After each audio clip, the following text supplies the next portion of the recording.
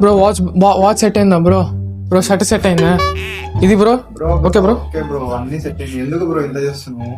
ఏమంటే ఏం చెప్తావు బ్రో, ఇంట్లో నన్ను కుక్క కన్నా హీనంగా చూస్తున్నారు బ్రో, కానీ నేను బతికి చూపిస్తా అని చెప్పినా బ్రో, అందుకే కొత్త బిజినెస్ స్టార్ట్ చేసిన బ్రో. సరే బ్రో, ఓకేనా బ్రో? అందరికీ నమస్కారం, welcome to Rayudu consultation. Any problem single stop solution. మన రాయుడు కన్సల్టేషన్ నేడే విచ్చేయండి. సంక్రాంతి సందర్భంగా గొప్ప ఆఫర్లు కలవు.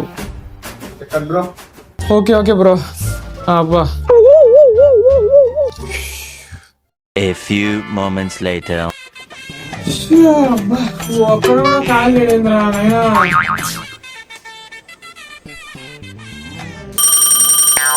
ఫోన్ చేస్తున్నాడు, ఫస్ట్ కాల్ ఏమో. హలో, ఓ ఆర్ని చెప్పురా రాకేష్, నువ్వా? ఏమనుకున్నావు, మన రేంజ్ మారిపోయింది. ఇప్పుడు కన్సల్టెంట్ రాయుడు 500. హలో సిగ్నల్ కట్టేది.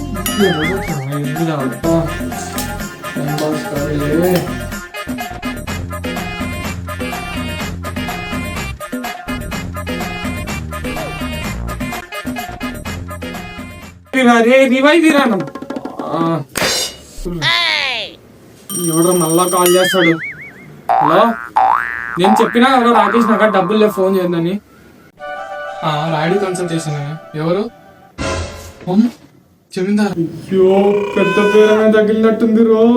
చెప్పండి madam. Madam Rayudu consultation madam.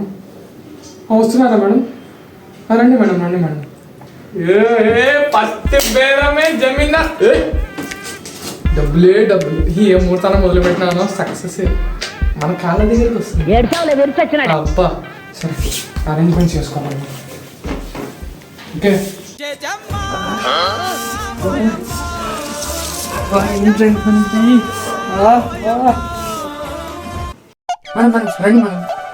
ఇటు పక్కన ఇక్కడ కూర్చోండి. ఏ బాబు అబ్బో,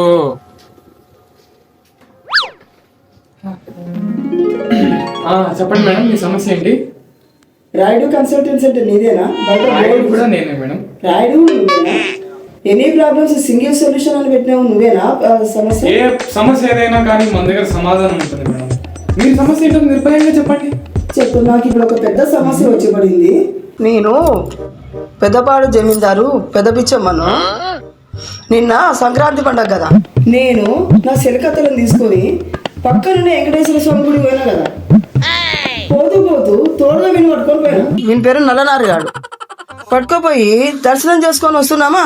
వచ్చిన తర్వాత వీడిని సెక్యూరిటీ గార్డులకు వీడిని తీసుకుపోతే ఈ గార్డెగాడు నా మెల్లో గొలుసు కొట్టేసినాడు. కొట్టేసి ఊకుండలే మళ్ళీ నన్ను ఆ చెంప ఈ చెంప కూడా వాయగొట్టినాడు.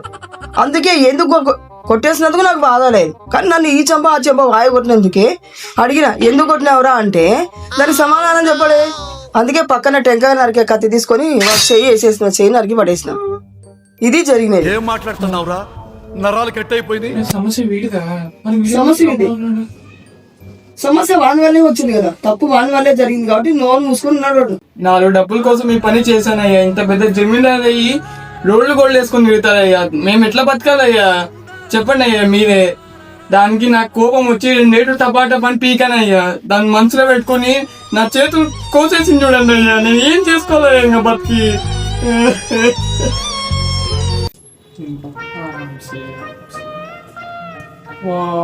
గ్రామ్ నాలుగు కోసం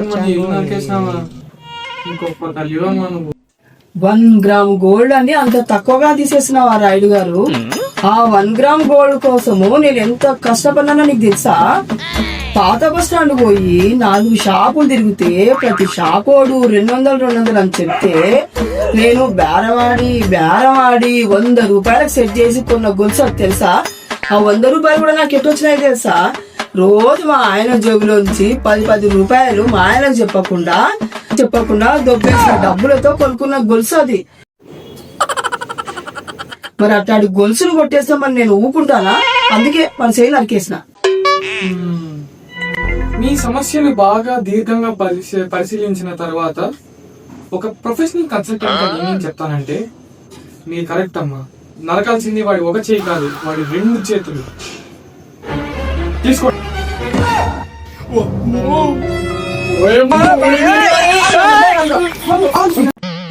డబ్బులు మొదట్లోనే ఏం బేరం రా నాయనా. అయ్యా అంటే